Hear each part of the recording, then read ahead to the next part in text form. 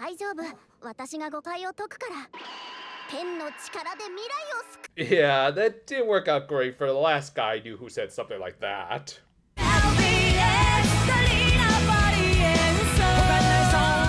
We opened this week, interestingly enough, from the perspective of one of the side characters in K, as apparently since graduating from the magical school, she had found work as a freelance reporter. 私が追っているのは、つなぎ町界隈で頻発している失踪事件。Well, I have heard of a guy who enjoys eating candy and fights evil human trafficking space aliens. Maybe you should look into that, as well as avoid the dark chocolates if at all possible.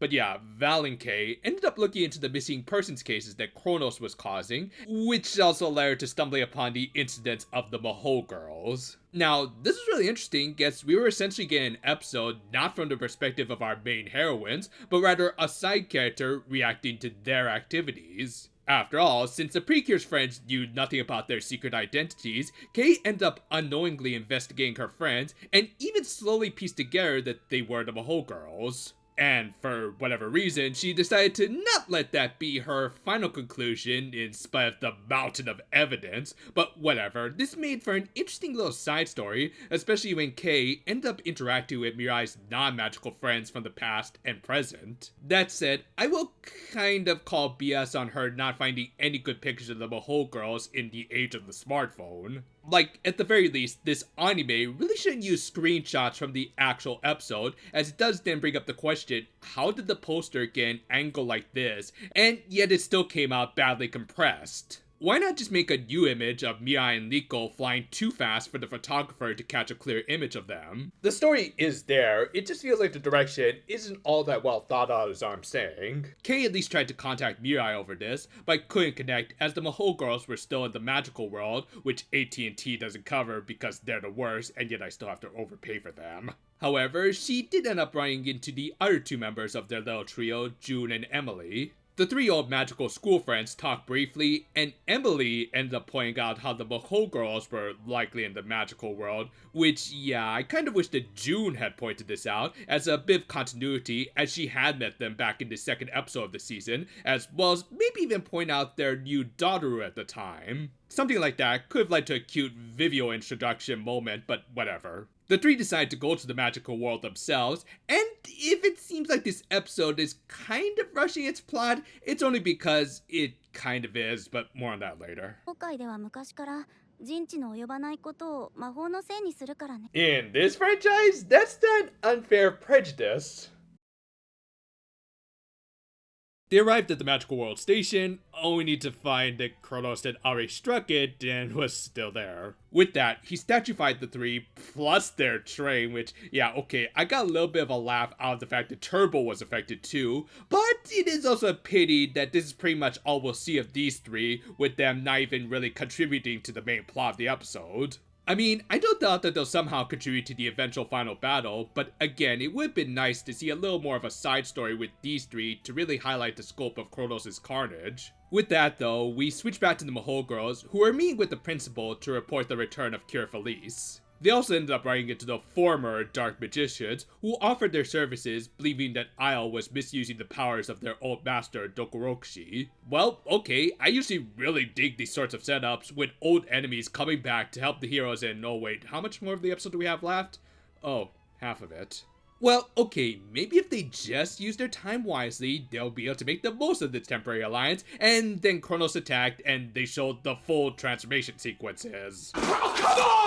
Like, okay, it's one thing that they didn't consolidate the transformation sequences like they did in the OG, but it's another to rob us of that cool team pose. I mean, I get that they might want to save that for a more climactic moment in the series, but one, we're over halfway into it, and two, this particular episode has already had some pretty bad pacing, so why suddenly slow things down like this? Actually, I think I know why, but again, more on that later. Anyway, Kronos launched a full-scale attack on the magical world that the Precure and their former enemies had to stop. And again, I really like moments like these, as Yamo even managed to cast a spell that let Sparta and Gametsu temporarily regain their powers. I do kind of wish we had got a few more interactions with the Precure, rather than it just being Batty and Liko again. But still, at least we got a pretty cool twist when Kronos statuified Yamo and created a monster of the week, which was a phantom image of his beloved master. This was pretty awesome as one, it gave the Precure one more kind of sword battle with Dokorokushi,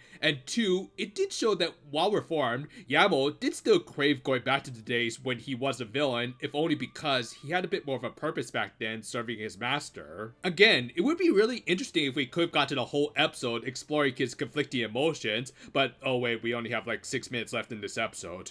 Not a great plan. And the fight we got was at least conceptually really good and actually well storyboarded out. It's just that the animation quality couldn't quite keep up, but at least it was something, which unfortunately this episode hasn't really given us much of. Anyway, Kronos also took this time to monologue his villain goals, which were to stop time and spare his victims of their inevitable tragedies that do come with growing up and eventually accepting their end. I think the counter-argument to this sort of philosophy was pretty obvious, but we'll save that for the proper finale. With that, the Precure defeated Dokorokushi Light, releasing Yamo, but Kronos still got the other Dark Magicians, turning them into statues of themselves. Like, okay, I kind of get Sparta and Gamatsu wanting to retain their powered-up forms, but Batty was in his magical school uniform, so does he want to live his current life forever?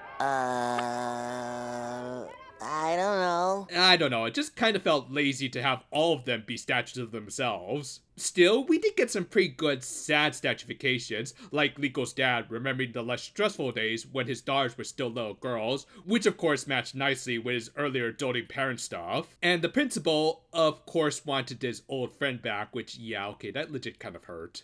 And as for the other teachers... Hey, don't look at me, I didn't put in that badly timed joke, the show did. But yeah, the episode at least ended on a good cliffhanger with 96% of the magical world petrified. Yeah, this episode was unfortunately a bit of a mess. While the ideas and setups were good, the fact that it was all crammed into one episode was really distracting this week. And while a lot of these episodes have been stuffed to the brink with story and plot, I think they might have underestimated what they needed to do this week. I think my biggest issue with the execution of this sort of 2-in-1 episode was the fact that the stories didn't really feel all that interconnected. The French trio never discovered the true identities of the Mahou girls, and said Mahou girls didn't even realize that they were in the magical world. One solution might have been to have the Mahou girls do stuff in the background of case investigation, and then in the Mahou girl side of things, we can learn what they were doing. But no, they didn't do that, likely because these stories probably weren't meant to be interconnected, but rather their own episodes. Obviously, I can't say for sure, but that's just the feeling I get. It would explain why it feels like it's missing chunks of its story that were then replaced with full transformation sequences to make up time. As a result, both stories just feel incomplete without all of the interactions that the characters really should have had, in particular with the former Dark Magicians. Again, I really like these sorts of tropes and setups with side characters getting a little more limelight or working with old enemies, but this stuff just wasn't fleshed out or executed as well as it really should have been.